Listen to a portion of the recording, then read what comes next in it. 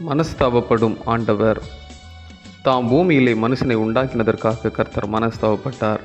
அது அவர் இருதயத்துக்கு விசனமாயிருந்தது. ஆதியாகமம் 6:6.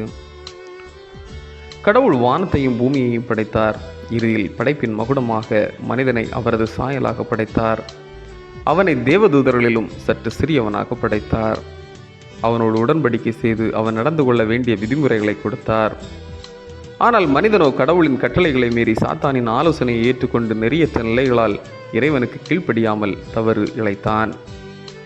கடவுளின் பார்வையில் மனிதனது வாழ்வு கடவுளின் எதிர்பார்ப்புக்கு எதிராகவே உள்ளது. அவனது குணத்தை குறிப்பிடும்போது மனித இதயத்தின் நினைவுகளின் தோற்றம் எல்லாம் நித்தமும் பொல்லாதவை என்று குறிப்பிடுகிறார். ஆதியாகமம் 6:6. மனிதனின் இருதயத்திலிருந்து பொல்லாத சிந்தனைகளும் வேசித்தனங்களும் உபச்சாரமும் களவுகளும் பொய் சாட்சிகளும் தூஷணங்களும் புறப்பட்டு வருகிறது. இத்தீச்செயல்கள் அனைத்தும் மனிதனின் சுய எண்ணத்தினால் உண்டானவையே.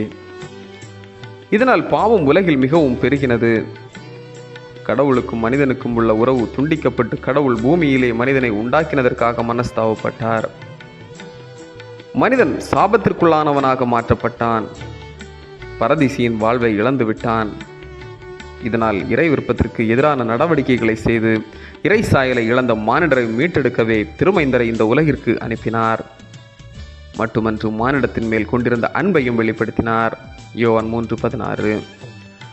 இந்த பேரன்பால் தான் இயேசுவை கல்வாரி சிலுவைக்கு கையளித்து நம்மையெல்லாம் மீட்டெடுத்திருக்கின்றார். இந்த உண்மையை உணர்ந்து நாமும் நம்மை அவரது மீட்கும் கைகளில் அர்ப்பணிப்போம். ஜெபம்.